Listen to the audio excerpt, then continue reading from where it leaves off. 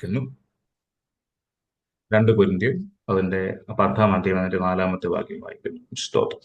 ഞങ്ങളുടെ പോരിന്റെ ആയുധങ്ങളോ ജടിയങ്ങളല്ല, കോട്ടകൾ ഇടിപ്പാൻ ദൈവസന്നിധിയിൽ ശക്തിയുള്ളവ തന്നെ. ഹല്ലേലൂയ. സ്തോത്രം. നമ്മൾ കഴിഞ്ഞ സൺഡേയിൽ ഞാൻ ചെറുതായിട്ടൊന്ന് പറഞ്ഞ ഒരു മെസ്സേജിന്റെ അതിനോടനുബന്ധിച്ചുള്ള കുറച്ച് കാര്യങ്ങളാണ് പറയാൻ പോകുന്നത്. മെയിൻലി സ്പിരിച്വൽ വാർഫെയർ ആണ് പറയാൻ പോകുന്നത്. എന്താണ് ഈ ആത്മീയയുദ്ധം എന്നുള്ളത്? അതിന്റെ വേറൊരു വേർഷൻ വായിക്കാം. ഞങ്ങൾ ഭൗതിക ശരീരത്തിൽ വസിക്കുന്നവരെങ്കിലും ജഡിക മനുഷ്യരെ പോലെയല്ല പോരാടുന്നു. പോരാട്ടത്തിനുള്ള ഞങ്ങളുടെ ആയുധങ്ങൾ ഈ ലോകത്തിനല്ല, നേരെ മറിച്ച് കോട്ടകളെ തകർത്ത് കളയാൻ തക്ക ദിവ്യ ശക്തിയുള്ളവയാണ്. സ്തോത്രം. ഹല്ലേലൂയ. പൗലോസ് അപ്പോസ്തലൻ കൊരിന്ത്യർക്കെഴുതിയ ലേഖനത്തിൽ, 2-ാമത്തെ ലേഖനത്തിൽ, അതിന്റെ പശ്ചാത്തലം ഞാൻ കഴിഞ്ഞ ആഴ്ച പറഞ്ഞിരുന്നു. ആ ആ ലേഖനത്തിൽ പൗലോസ് അപ്പോസ്തലൻ സഭയെ പ്രബോധിപ്പിക്കുന്ന, അവർക്കൊന്നൊരു മെസ്സേജിൽ പറയുന്ന കാര്യമാണ്. ആ, പോരാട്ടത്തിനുള്ള ആയുധങ്ങൾ, ഞങ്ങളുടെ ആയുധങ്ങൾ ഈ ലോകത്തിൻ്റെതല്ല, നേരെ മറിച്ച് കോട്ടകളെ തകർത്ത് കളയാൻ തക്ക ദിവ്യ ശക്തിയുള്ളതാണ്. അതായത് സ്പിരിച്വൽ വാർഫെയർ എന്നുള്ള ഒരു ടോപ്പിക്കാണ് അപ്പോസ്തലൻ ഇവിടെ എടുത്തു കാണിക്കുന്നത്. ആ പശ്ചാത്തലത്തെ കുറിച്ച് പറയുമ്പോൾ അതായത് ഇവർ അറിയിച്ച സുവിശേഷത്തിന് വിരുദ്ധമായിട്ട് അറിയിച്ച ചില കാര്യങ്ങളെ ഖണ്ഡിച്ചുകൊണ്ട് അതിനെ ഖണ്ഡിക്കാൻ വേണ്ടി പൗലോസ് അപ്പോസ്തലൻ പറയുന്ന വാക്കുകളാണെങ്കിൽ, മെയിൻലി പൗലോസ് അപ്പോസ്തലന്റെ അതായത് മെസ്സേജ് നമ്മൾ നോക്കുമ്പോൾ ഉടനീളം അദ്ദേഹം പറയുന്ന മെസ്സേജുകളെല്ലാം സ്പിരിച്വൽ വാർഫെയറിനെ കുറിച്ച് വ്യക്തമായിട്ട് പറയുന്നു. ആത്മീയ യുദ്ധം എന്തുചെയ്യാം? നമ്മൾ യുദ്ധക്കളത്തിലാണ്. നമ്മളെല്ലാം യുദ്ധക്കളത്തിലാണ്. ക്രിസ്തുവിനെ അറിഞ്ഞ് ദൈവത്തിന്റെ മക്കളായി തീർന്ന നാം ഓരോരുത്തരും യുദ്ധക്കളത്തിലാണ്. നമ്മൾ എപ്പോഴും യുദ്ധം ചെയ്തുകൊണ്ടിരിക്കുക പൈശാചിക മണ്ഡലത്തോട്. ഹല്ലേലൂയ. അപ്പോ ഈ ഒരു യുദ്ധക്കളത്തിൽ നമ്മൾ പുറകോട്ട് വെക്കുന്ന ഓരോ സ്റ്റെപ്പും നമ്മുടെ ജീവിതത്തിൽ പൈശാചിക മണ്ഡലത്തിൽ കൊടുക്കുന്ന ഓരോ സ്വാധീനങ്ങളാണ്. നമ്മളെപ്പോഴും മുമ്പിലേക്ക് ഇങ്ങനെ മാർച്ച് ചെയ്യേണ്ടവരാണ്. മുമ്പിലേക്ക് ഇങ്ങനെ എന്താ പറയുന്നത്, നമ്മുടെ പ്രതിസന്ധികളെ തകർത്തെറിഞ്ഞ് നമ്മൾ മുമ്പോട്ട് പോകേണ്ട ദൈവത്തിന്റെ പുത്രന്മാരും പുത്രിമാരുമാണ്, ദൈവത്തിന്റെ സേനയാണ്. സോ നമ്മൾ സ്പിരിച്വൽ ബാറ്റിൽ ഫീൽഡിലാണ്. We are in warfare. Hallelujah. അതുകൊണ്ട് എപ്പോഴും ഈ വാർഫെയറിനെ കുറിച്ച് ബോധ്യമുള്ളവരായിരിക്കണം. പലപ്പോഴും അൺഫോർച്ചുനേറ്റ്ലി നമ്മൾ ഇതിനെക്കുറിച്ച് ബോധ്യമുള്ളവരല്ല. നമ്മൾ ഈ വാർഫെയറിനെ കുറിച്ച് നമുക്ക് ഒരു ബോധവും ഇല്ല.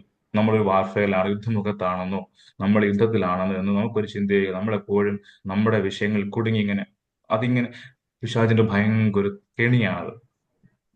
ഞാൻ വീണ്ടും പറയുന്നു, നമ്മുടെ പ്രശ്നങ്ങൾ കുടുക്കി നമ്മളെ ഇട്ടേക്കുന്നത് പിശാചിന്റെ ഭയങ്കര ഒരു കെണിയാണ്. നമ്മുടെ ഇന്ന വിഷയങ്ങൾ ഞാൻ അല്പമായിട്ട് പറയുന്നേ ഉള്ളൂ. പക്ഷെ മനസ്സിലാക്കി, നമ്മൾ യുദ്ധമുഖത്താണ്, നമ്മൾ യുദ്ധത്തിലാണ്.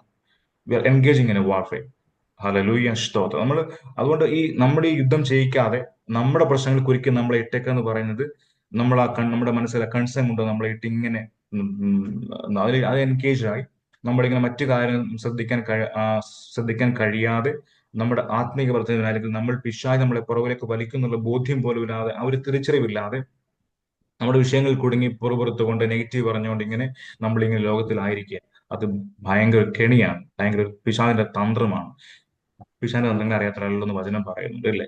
തന്ത്രങ്ങളിലൂടെ നമ്മളെ കീഴ്പ്പെടുത്താനായി പിശാച് എപ്പോഴും ശ്രമിക്കുമ്പോൾ ദൈവത്തിന്റെ മക്കളാണെന്ന തിരിച്ചറിവുണ്ടാകണം. നമ്മൾ ഒരു വാർഫെയറിന്റെ മുഖത്താണ്, നമ്മൾ വാർഫെയറിലാണ്. ഹല്ലേലൂയ. അപ്പോസ്തലൻ പറയുക, ഞങ്ങൾ പോരാടുന്നത് ജഡത്തിന്റെ ആയുധം കൊണ്ടല്ല, മറിച്ച് ഞങ്ങളുടെ ആയുധം എന്ന് പറയുന്നത് ദിവ്യ ശക്തിയുള്ള ആയുധമാണ്. ഹല്ലേലൂയ. ഒരു കുറച്ചു മുമ്പ് ഞാൻ ഇങ്ങനെ ഇരിക്കുമ്പോൾ ഒരു അന്യഭാഷ പറയാണെങ്കിൽ ഒരു സംഭവം ഇങ്ങനെ ഓർത്തിരുന്നു. അതായത് ആ, ഒരു ബ്രിട്ടീഷ് മിഷണറി, പേര് ഞാൻ അങ്ങ് മറന്നുപോയി, എനിക്ക് എത്രത്തോളം ഓർമ്മ കിട്ടുന്നില്ല. ബ്രിട്ടീഷ് മിഷണറി ആഫ്രിക്കയിൽ അങ്ങനെ പലരും പോയിട്ടുണ്ട്. സി.ഡി. സെഡനെ പോലുള്ള ഒരു ജോർജ് വാഷിംഗ്ടൺ, അങ്ങനത്തെ ഒരാളെ ഞാൻ മറന്നു, പേര് മറന്നു. അദ്ദേഹം ആഫ്രിക്കയിൽ മിഷണറി ആയിട്ടിരിക്കുന്ന സമയത്ത് അവിടുത്തെ പ്രത്യേക ഗോത്രത്തിലെ ഒരു തലവൻ വന്ന് ഇദ്ദേഹത്തോട് പറഞ്ഞു, നിന്നെയും നിന്റെ കൂടെയുള്ള ഞങ്ങൾ ഇന്ന ദിവസം കൊന്നുകളയെന്ന് പറഞ്ഞു. ഇവർക്ക് ആകെ ഭയമായി. ഓഫ് കോഴ്സ് മനുഷ്യരല്ലേ, അപ്പോ ആഫ്രിക്കയിലാണ്, അവിടുത്തെ ഗോത്രത്തലവന്മാർ ആ സമയത്ത് ഭയങ്കര പവർഫുൾ ആണ്. അപ്പോ കൊന്നുകളെന്ന് പറഞ്ഞപ്പോൾ ഈ മിഷണറി, അദ്ദേഹം ഭയന്നു. അദ്ദേഹം പെട്ടെന്ന് ഒരു ലെറ്റർ എഴുതി തന്റെ ചർച്ചിലേക്ക്, ഇംഗ്ലണ്ടിലേക്ക് കൊടുത്തയച്ചു. അതിനുള്ള സമയം ഉണ്ടായിരുന്നു എന്നാണ് എനിക്ക് തോന്നുന്നത്. ശരിക്കും ഞാൻ ആ സംഭവം ഓർക്കുന്നില്ല, പക്ഷെ എന്റെ ഓർമ്മയെന്നാ പറയുന്നത്. അപ്പോൾ അദ്ദേഹം ചർച്ചിലേക്ക് അയച്ചു കൊടുത്തു. ചർച്ചിലെ ഒരു കൂട്ടം, അത് യുവജനങ്ങളല്ല, പ്രായമുള്ള ആൾക്കാർ കൂടി പ്രാർത്ഥിക്കാൻ ആരംഭിച്ചു. അപ്പോൾ ഈ ഗോത്രത്തലവൻ പറഞ്ഞ ഡേറ്റ് അടുത്തു. അപ്പോൾ ചർച്ചിൽ ഇദ്ദേഹത്തിന്റെ കൂട്ടാളികളും ഇദ്ദേഹവും ഫാമിലിയൊക്കെ അയക്കുന്ന സ്ഥലത്ത് ഭയത്തോടായിരിക്കുന്നു. ഇവരെ കൊല്ലുമെന്ന് പറഞ്ഞ സമയം അടുത്തു. പക്ഷെ അത് കൊല്ലുമെന്ന് പറഞ്ഞ സമയം അടുത്തിട്ട് പോലും ഒന്നും സംഭവിക്കുന്നില്ല. പക്ഷെ പിറ്റേന്ന് രാവിലെ ഇദ്ദേഹം ഈ റൂമിന്റെ വാതിൽ തുറക്കുമ്പോൾ ഈ കൊല്ലുമെന്ന് പറഞ്ഞ വ്യക്തിയും കൂട്ടാളികളും അവിടെ നിൽപ്പുണ്ടായിരുന്നു. അപ്പോൾ അവർക്ക് ഭയങ്കര ഭയത്തോടെ നിൽക്കുന്ന കണ്ടു. അപ്പൊ ഈ മനുഷ്യൻ ചോദിച്ചു, നിങ്ങൾ എന്താ നിൽക്കുന്ന ചോദിച്ചു. അവർ പറഞ്ഞു, കഴിഞ്ഞ ദിവസം ഞങ്ങൾ നിങ്ങളെ കൊല്ലാൻ വന്നപ്പോൾ ഒരു 39 ജയൻസ് ഇവിടെ നിൽക്കുന്ന ഞങ്ങൾ കണ്ടു. ഭയങ്കര ഭീമാകാര രൂപികളായ 39 പേര് നിൽക്കുന്നതാണ്. ഞങ്ങൾ ഭയന്ന് ഞങ്ങൾക്കൊന്നും ചെയ്യാൻ കഴിഞ്ഞില്ല. അതുകൊണ്ട് രാവിലെ ഞങ്ങൾ വന്നതാണ്. അതാരാണെന്ന് ഇങ്ങനെ അറിയാം. എന്തൊരു അങ്ങനെ ഒരു ചോദ്യം ഞാൻ ശരിക്കും ഓർക്കുന്നില്ല. ഞാൻ അതിന്റെ ശരിക്കുള്ള ഭാഗം മാത്രമേ ഓർക്കുന്നുള്ളൂ. ആ അദ്ദേഹത്തോട് ക്ഷമ പറയാനിടയായി തീർന്നു. പക്ഷെ അത് തന്നെ അങ്ങനെ ആ സംഭവം കഴിയുമ്പോഴെല്ലാം ക്രിസ്തുവിനെ അറിഞ്ഞു, കർത്താവിലേക്ക് വന്നു. ആ ഗ്രാമം മൊത്തം രക്ഷിക്കപ്പെട്ടു, കർത്താവിനെ അറിഞ്ഞു. ഇതെല്ലാം കഴിഞ്ഞിട്ട് ഈ മനുഷ്യൻ ആ പിന്നെ ഈ ഒരു നാട്ടിലേക്ക് അല്ലെങ്കിൽ തിരിച്ച് ഇത് ചർച്ചിൽ അറിയിച്ചു. നാട്ടിലേക്ക് അല്ലെങ്കിൽ തിരിച്ചു വന്ന സമയത്ത് ആ ഒരു സംഭവത്തെ കുറിച്ച് വീണ്ടും ഓർമ്മിപ്പിച്ചപ്പോൾ ഈ ഒരു മനുഷ്യൻ അല്ലെങ്കിൽ ഇതിനെക്കുറിച്ച് ഫർദർ ഡിസ്കഷൻ ഉണ്ടായപ്പോൾ അതാണ് ചുരുക്കി പറഞ്ഞത്. ഡിസ്കഷൻ വന്നപ്പോൾ ഈ ചർച്ചിലെ ഒരാൾ പറഞ്ഞു, ആ ഇവരെ കൊല്ലുമെന്ന് പറഞ്ഞ ആ രാത്രിയിൽ ഒരു 39 എൽഡേഴ്സ് ആ ചർച്ചയിൽ നിന്ന് പ്രാർത്ഥിക്കുന്നുണ്ടായിരുന്നു. 39 പേര്. ഈ 39 പേര് പ്രാർത്ഥിക്കുമ്പോൾ ഈ 39 പേരുടെ പ്രാർത്ഥന എന്ന് പറയുന്ന ആ ഒരു പവർ ആയിരുന്നു അവിടെ. 39 ജയൻസ് അല്ലെങ്കിൽ ഈ ഒരു വ്യക്തികൾ 39 ആത്മാവിന്റെ ശക്തി അവിടെ 39 ജയൻസ് ആയിട്ട് ഈ കൊല്ലാൻ വന്ന മനുഷ്യർ കാണും. അങ്ങനെ ആ മനുഷ്യർ ആ ദൈവത്തിന്റെ അല്ലെങ്കിൽ ആ അവരുടെ ആ പോരാട്ടത്തിന്റെ ജഡിയങ്ങളല്ല ആത്മാവിന്റെ ആയുധങ്ങളായതുകൊണ്ട് ആ ആത്മാവിന്റെ രൂപത്തിൽ 39 ജഡി എത്തുവാനും അവർ കൊല്ലാമെന്ന ദൈവത്തിൽ പിന്മാറുകയായിരുന്നു. അവർ ഭയന്ന് അവർ പിന്മാറുകയും ക്രിസ്തുവിനെ അറിയുകയും ചെയ്യയായിരുന്നു. ഞാൻ പറഞ്ഞ ഇത്രയേ ഉള്ളൂ. ആ ആയുധങ്ങൾ ജഡികങ്ങളായിരുന്നില്ല, ജഡികമായിരുന്നില്ല. അവരുടെ ആയുധങ്ങൾ ആത്മീയമായിരുന്നു. സ്തോത്രം. അതായത് പ്രാർത്ഥന ഒരു ആയുധമാണെന്ന് ഞാൻ പറഞ്ഞു വരുന്നത്. ഹല്ലേലൂയ, സ്തോത്രം. പൗലോസ് അപ്പോസ്തലൻ വ്യക്തമായിട്ട് പറയുന്നുണ്ട് ഇവിടെ, ഞങ്ങളുടെ പോരാട്ടത്തിന്റെ ആയുധങ്ങൾ ജഡിയങ്ങളല്ല, അവ ആത്മീയമാണ്, ദിവ്യ ശക്തിയുള്ളവയാണ്. ഹല്ലേലൂയ. വിശ്വാസം നമ്മൾ ഈ കർത്താവിന്റെ മക്കളെന്ന് പറയും നമ്മൾ ഓരോരുത്തരും അല്ലെ, നമ്മുടെ ആത്മീയ വാർഫെയർ നമ്മൾ പരസ്പരം ഇരുന്ന് കരയുന്നവരാ പലപ്പോഴും, അല്ലെ? പലപ്പോഴും കരയണമെന്നല്ല ഞാൻ പറയുന്നത്. പക്ഷെ ഒരു കാര്യം മനസ്സിലാക്കാം, നമ്മൾ ഈ കരയുമ്പോൾ തന്നെ നമ്മൾ ഈ കരച്ചിൽ വേണ്ടെന്ന് ഞാൻ പറയുന്നില്ല. പക്ഷെ നമ്മളത് ചിന്തിക്കുക. നമ്മൾ നമ്മുടെ കുഞ്ഞുങ്ങൾ ഒരു പ്രത്യേക പ്രായം കഴിഞ്ഞാൽ പിന്നെ അവർ ഈ എല്ലാ കാര്യവും കരയുന്ന കാണുമ്പോൾ നമുക്കൊരു ഇവിടേക്ക് എന്തൊക്കെയോ അല്ലെ, ചില അസ്വസ്ഥ തോന്നാറില്ലേ? അത് നമ്മൾ ദൈവത്തിന്റെ മക്കൾ ഇനീഷ്യൽ സ്റ്റേജിൽ നമ്മൾ കരയുമ്പോൾ ഓക്കെ ഫൈൻ, കുഴപ്പമില്ല, കർത്താവിന് അത് അങ്ങനെ തോന്നാറില്ല. പക്ഷെ കുറച്ച് കഴിയുമ്പോൾ നമ്മൾ പുത്രന്മാരുമായി കഴിയുമ്പോൾ നമ്മൾ ക്രിസ്തുവിനെ അറിയുമ്പോൾ പക്ഷെ ഓരോ ശൈശവദശയുണ്ട്, കൗമാരമുണ്ട്, അങ്ങനെ ഓരോ ഓരോ അവസ്ഥകളുണ്ട്. നമ്മൾ ആ ഒരു പ്രത്യേക അവസ്ഥ പിന്നീട് ഇരുന്ന് കരയെന്ന് പറയുമ്പോൾ അത് നമ്മളുടെ ദൈവത്തെ സംബന്ധിച്ച് പലപ്പോഴും അക്സെപ്റ്റബിൾ ആണോ എന്നുള്ളത് നമ്മൾ ചിന്തിച്ച് നോക്കുക. നമ്മുടെ കുഞ്ഞുങ്ങൾ അങ്ങനെ കരയുമ്പോൾ അത് എങ്ങനെയാണെന്നുള്ളത് നമ്മൾ എടുക്കുക. അറ്റ് ദ സെയിം വേ ദൈവം അങ്ങനെ നമ്മളെ കുറിച്ച് കാണുമ്പോൾ ഓഫ് കോഴ്സ് നമ്മൾ ദൈവത്തിൽ കരയുന്ന തെറ്റെന്നുള്ളത് ഞാൻ പറയുന്നില്ല. പക്ഷെ എല്ലാറ്റിനും വേണ്ടി നമ്മൾ പോയിരുന്ന് കരയുകയാണെങ്കിൽ നമ്മുടെ അപ്പൻ എന്ന് പറയും നമ്മൾക്ക് ദൈവമക്കളെ ദൈവം നമുക്ക് നമ്മുടെ പ്രശ്നങ്ങൾക്ക് അതിനെ പോരാടി ജയിക്കാനുള്ള കൃപ തന്നിട്ടുണ്ട്, അതിനുള്ള ആയുധങ്ങൾ തന്നിട്ടുണ്ട് നമുക്ക്, ഇല്ലേ? നമുക്ക് ആയുധങ്ങളുണ്ട്. നമ്മുടെ ആയുധങ്ങൾ ഏതൊക്കെയാണ് നമുക്കറിയാം. ദൈവത്തിന്റെ സർവായുധം ധരിക്കുക എന്ന് വചനം പറയുന്നുണ്ട്. അപ്പൊ ഈ ആയുധങ്ങൾ ധരിച്ച് പോരാനുള്ളത് ഏറ്റവും ആവശ്യമാണ്. ഒരു സ്പിരിച്വൽ വാർഫെയറിൽ നമ്മൾ ആയുധങ്ങൾ ധരിക്കേണ്ടത് ഏറ്റവും ആവശ്യമാണ്. ആയുധം നമുക്ക് അറിയാൻ കുറിച്ച് പറയുന്നില്ല. അപ്പൊ നമ്മുടെ ഉത്തരവാദിത്വമാണ് നമ്മുടെ ആയുധങ്ങൾ ധരിക്കുക, നമ്മൾ ഈ ആത്മലോകത്തിൽ പടവെട്ടുക എന്നുള്ളത്. സ്തോത്രം. അതായത് ആദ്യമായി നമ്മൾ കടക്കേണ്ട ഒന്ന് രണ്ട് തലങ്ങളുണ്ട് ആത്മലോകത്തിൽ. ഒരു ക്രിസ്ത്യാനിസം അല്ലെങ്കിൽ ക്രിസ്തുവിനെ അറിയുന്ന ഒരാളെ സംബന്ധിച്ച് ആ വ്യക്തിയുടെ സ്റ്റാൻഡേർഡ് എന്ന് പറയുന്നത് ക്രിസ്തുവിനെ പോലെ ആകുക എന്നുള്ളത്, യേശുവിനെ പോലെ ആകുക എന്നുള്ള സ്റ്റാൻഡേർഡ് ദൈവം വെച്ചിരിക്കുന്നത്. കർത്താവിന്റെ ദൈവരാജ്യത്തിലെ ഏറ്റവും എല്ലാ വ്യക്തികൾക്കും വേണ്ട സ്റ്റാൻഡേർഡ്, ഒരു കോമൺ സ്റ്റാൻഡേർഡാണ് യേശുവിനെ പോലെ ആവുക എന്നുള്ളത്. നമ്മൾ ആ ഒരു തലത്തിലേക്ക് കടക്കുക എന്നുള്ളത് ഏറ്റവും ഇമ്പോർട്ടന്റ് ആണ്. ആ ഒരു കടക്കുക എന്ന് പറയാൻ ലിറ്ററലി അല്ല, ആ ഒരു വിശ്വാസം ഉണ്ടായിരിക്കുക, ആ ഒരു ആഗ്രഹം ഉണ്ടായിരിക്കുക. ഇന്നലെ കഴിഞ്ഞ ഞാൻ പറഞ്ഞു, അത്തരം ആഗ്രഹങ്ങൾ നമ്മളിലേക്ക് എത്തുന്നത് പരിശുദ്ധാത്മാവാണ്. ക്രിസ്തുവിനെ പോലെ ആകുക എന്നുള്ള ആഗ്രഹം നമ്മളിലേക്ക് എത്തുന്നത് പരിശുദ്ധാത്മാവാണ്. അത്തരം ആഗ്രഹം ഉണ്ടായിരിക്കുക എന്നുള്ള ഒന്നാമത്തെ തലം എന്ന് പറയുന്നത് ക്രിസ്തുവിനെ പോലെ ആകുക. അതായത് അത്തരം ആഗ്രഹം ഉണ്ടായിരിക്കുക, അല്ലെങ്കിൽ അത്തരം വിശ്വാസം ഉണ്ടായിരിക്കുക. ഏതിനെ നേരിടുമ്പോൾ ക്രിസ്തുവിനെ പോലെ ഒരു വിശ്വാസത്തിൽ നമ്മൾ എത്തിച്ചേരുക, യേശുവിനെ പോലെ. വചനം പറയുന്ന ക്രിസ്തുവിന്റെ മനസ്സുള്ളവർ. വചനം ചുമ്മാ ഒരിക്കലൊന്നും പറയത്തില്ല. ക്രിസ്തുവിന്റെ മനസ്സുള്ളവർ. ഏത് വിഷയം നമ്മൾ ഡീൽ ചെയ്യുമ്പോഴും ക്രിസ്തുവിന്റെ മനസ്സുള്ള എന്നൊരു വിശ്വാസം നമ്മൾ ഉണ്ടാകണം. അതിന്റെ ഒന്നാമത്തെ റലമാണ് ക്രിസ്തുവിന്റെ മനസ്സ്, ക്രിസ്തുവിനെ പോലെ, യേശുവിനെ പോലെ എന്നുള്ളൊരു റലമുണ്ട്.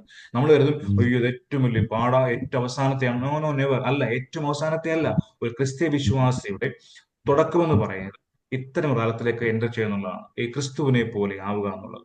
അത് ലിറ്ററലി അല്ല, അത് പ്രവൃത്തിയാലല്ല, വിശ്വാസത്താലാണ് ആകുന്നത്. പ്രവൃത്തിയിൽ നമുക്ക് ആകാൻ കഴിയത്തേ ഇല്ല, വിശ്വാസം നമ്മളാകുക. നമ്മൾ രജിസ്റ്റർ ആയി കഴിയുമ്പോൾ നമ്മൾ പിന്നീട് മുന്നോട്ട് ഇങ്ങനെ നമ്മൾ ഫോർവേഡ് ചെയ്യുകയാണ്. ഹല്ലേലൂയ. അതായത് ക്രിസ്തുവിനെ പോലെ ആവുക എന്നുള്ള ഒന്നാമത്തെ കർത്താവിനെ അറിഞ്ഞു കഴിഞ്ഞ ശേഷം പിന്നീട് നമ്മുടെ ഡ്യൂട്ടി ഇതാണ്. ക്രിസ്തുവിനെ പോലെ ആവുക, വിശ്വാസത്താലാവുക എന്നുള്ളത്. ഹാലലൂയ, സ്തോത്രം. പിന്നെയാണ് ശരിക്കുള്ള ഈ വാർഫെയറിന്റെ ഒന്നാമത്തെ സ്റ്റെപ്പാണ് അത്. സ്തോത്രം, ഹാലലൂയ. പിന്നീട് ഇങ്ങനെ സ്റ്റെപ്പുകൾ വന്നുകൊണ്ട് ഓരോ നമ്മുടെ കാലം വന്നുകൊണ്ടേയിരിക്കും. നമ്മളെ ഏൽപ്പിച്ചേക്കുന്ന ഉത്തരവാദിത്വം ഈ വാർഫെയറിൽ നമ്മളെ ഏൽപ്പിച്ച ആയുധങ്ങളുമായി പോരാടുക എന്നുള്ളതാണ്. ഹാലലൂയ. ഒന്നാമത്തെ കളി കഴിഞ്ഞപ്പോൾ രണ്ടാമത്തെ കളി എന്ന് പറഞ്ഞാൽ നമ്മൾ അന്യഭാഷ കളമാണ്, അത് ആത്മാവിന്റെ കളമാണ്. ഞാൻ അതിന്റെ ആ ഒരു ഫലത്തെക്കുറിച്ച് പറയുന്നത്. ഒരിക്കലും നമ്മൾ അതിനെ തെറ്റിദ്ധരിക്കരുത്. നമ്മൾ ഒരു വിശ്വാസി എൻ്റർ ചെയ്യേണ്ട ഓരോ തലങ്ങളെ കുറിച്ചാണ് പറയുന്നത്. സ്തോത്രം. അതായത് ഒരു സ്വകാര്യത്തിൽ അതിന്റെ സ്റ്റാൻഡേർഡ് എന്നെയും നിങ്ങളെയും കർത്താവ് ദൈവം നോക്കുന്നത് ക്രിസ്തുവിലൂടെയാണ്, യേശുവിലൂടെയാണ് നമ്മളെ കാണുന്നത്. അതാണ് ഞാൻ പറഞ്ഞത്, ക്രിസ്തുവാണ് നമ്മുടെ സ്റ്റാൻഡേർഡ് എന്ന് പറയുന്നത്. ഹല്ലേലൂയ. ഒരിക്കലും നമ്മളെ ബിജു എന്ന് പറഞ്ഞ വ്യക്തിയെ ക്രിസ്തുവിൽ നിന്ന് മാറ്റി ദൈവം കാണുന്നില്ല. As long as we R Christ, നമ്മൾ കർത്താവിലാണെന്ന് പറയുമ്പോൾ എന്നെയും നിങ്ങളെയും കർത്താവ് കാണുന്നത്, രക്ഷിക്കപ്പെട്ടതാണോ നിങ്ങളെ കാണുന്നത്, എന്നെ കാണുന്നത് ക്രിസ്തുവിലൂടെ കാണുന്നത്. ഒരിക്കലും ക്രിസ്തുവേശുവിന് പുറത്ത് നമ്മളെ ദൈവം കാണുന്നില്ല. അങ്ങനെയാണ് ക്രിസ്തുവിന്റെ നീതി നമ്മളിലേക്ക് കിട്ടുന്നത്. ആ ക്രിസ്തുവിന്റെ നീതിയിലൂടെ നമ്മളെ ദൈവം കാണുന്നു. അങ്ങനെ നമ്മൾ നീതിമാന്മാരാകുന്നത്. അതിലും നമ്മളെ ഒരിക്കലും ദൈവത്തിന് അല്ലെങ്കിൽ നീതിമാന്മാരെ കാണാൻ കഴിയത്തില്ല. അതാണ് ഞാൻ പറഞ്ഞത്, ക്രിസ്തുവിനെ പോലെയാകാനുള്ള ഒന്നാമത്തെ റെല. ഹല്ലേലൂയ, സ്തോത്രം. പിന്നെയാണ് ശരിക്കും നമ്മൾ അടുത്ത തലത്തിലേക്ക് കടക്കുന്നത്. ഒരു ആത്മാവിന്റെ പോരാട്ടമാണ്. അതിൽ നമ്മൾ യൂസ് ചെയ്യുന്ന ഒരു ആയുധമാണ് നമ്മുടെ അന്യഭാഷ എന്ന് പറയുന്നത്. അന്യഭാഷ ജസ്റ്റ് നമ്മൾ പലപ്പോഴും നമുക്ക് ചിലർക്ക് ഒരു വാക്കേ ഉള്ളായിരിക്കാം, അതിൽ നിന്നുകൊണ്ട് പോരാടുക. ഹാലലൂയ. നമ്മൾ അന്യഭാഷ പറയുമ്പോൾ നമ്മൾ തളർന്നതായിട്ടല്ല, നമ്മൾ ആ ഒരു എന്താ പറയുക, നമ്മൾ പോരാടുന്ന ആ ഒരു മനോഭാവത്തിലാണ് പറയുന്നത്. ഹല്ലേലൂയ, സ്തോത്രം. റീഖമാന ഹഖെദേര എന്നൊരു പോരാട്ടത്തിൽ നമ്മൾ സംസാരിക്കണം, അന്യഭാഷ സംസാരിക്കണം. അത് മോസ്റ്റ് ഓഫ് ദി കേസസ് നമ്മളൊരു പോരാട്ടത്തിലാണ് മനസ്സിലാക്കുക. നമ്മൾ വി ആർ ഇൻ വാർ, നമ്മൾ മനസ്സിലാക്കുക, എൻഗേജിങ് ഇൻ വാർ. അപ്പൊ ആ ഒരു യുദ്ധം ചെയ്യുമ്പോൾ ഒരിക്കലും നമ്മൾ ആരോട് ഉണങ്ങിയിരിക്കാറ്.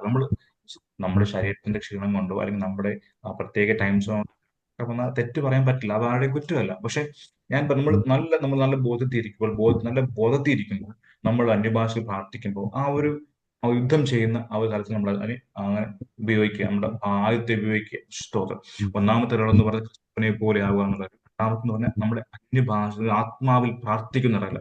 ഞാൻ പറഞ്ഞല്ലോ, ആ മിഷണറിയുടെ കാര്യത്തിൽ അദ്ദേഹത്തിന്റെ ചർച്ചയുള്ളവർ ആത്മാവിൽ പോരാടുമ്പോൾ, പോരാടിയപ്പോഴാണ് അവരെ കൊല്ലാൻ വന്ന എനിമിക്ക് ഒന്നും ചെയ്യാൻ കഴിയാതെ 39 ജയൻസിന്റെ രൂപത്തിൽ ഈ വ്യക്തികൾ പ്രത്യക്ഷപ്പെടുകയും അവർ തിരിഞ്ഞു പോവുകയും ക്രിസ്തുവിനെ ഇടയായിത്തീർന്നു. അപ്പൊ നമ്മുടെ പ്രാർത്ഥനയ്ക്ക് അത്ര പവറുണ്ട്, ആത്മാവുള്ള പ്രാർത്ഥനയ്ക്ക് അത്ര പവറുണ്ട്. ഹല്ലേലൂയ, സ്തോത്രം. അതുകൊണ്ട് ഈ ദിവസങ്ങളിൽ ആത്മാവിൽ പോരാടുന്നവരെ മാറണം. നമ്മൾ തളർന്നിരിക്കുകയല്ല, മറിച്ച് നമ്മൾ ആത്മാവിൽ പോരാടണം. നമ്മുടെ അന്യഭാഷ ഉപയോഗിക്കണം. ക്രിസ്തുവിനെ പോലെ ആകാനുള്ള ആഗ്രഹങ്ങൾ ഉണ്ടാകണം. ഇതെല്ലാം നമ്മുടെ ആത്മീയതയിലെ ഭയങ്കരമായ പ്രാധാന്യമുള്ള റോളുകളാണ്, പ്രാധാന്യമുള്ള റലങ്ങളാണ് ഈ ദിവസങ്ങളിൽ.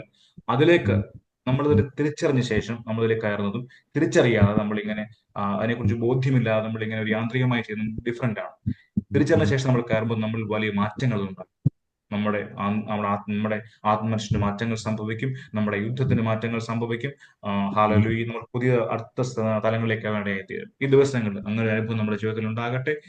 തിരിച്ചറിവോടുകൂടി ദൈവം ആഗ്രഹിക്കുന്ന ആ നിലവാരം, ദൈവം ആഗ്രഹിക്കുന്ന അളവിൽ ദൈവം നമ്മളെ ഏൽപ്പിച്ച കാര്യങ്ങൾ വിശ്വസ്തയോടെ ചെയ്തെടുക്കുവാൻ തക്കോണം ദൈവം നമ്മളെ സഹായിക്കട്ടെ എന്ന് പ്രാർത്ഥിക്കുന്നു. തുടർന്നുള്ള